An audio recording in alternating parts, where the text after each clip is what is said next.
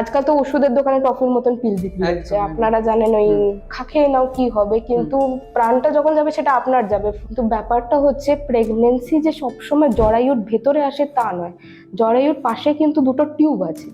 টিউবে যদি প্রেগনেন্সি আছে সেটাকে আমরা একটোপিক প্রেগনেন্সি বলি। যে টিউবে বাচ্চা এলে মানে ওই ওষুধটাকে খান, ঠিক আছে, টিউবটা ফেটে যাবে, পেটের মধ্যে পুরো রক্ত জমাট হয়ে যাবে, আপনার বিপি 1 ঘন্টার মধ্যে 90/60-এর নিচে চলে যাবে, আপনি শকে চলে যাবেন, আপনি বুঝতেও পারবেন না।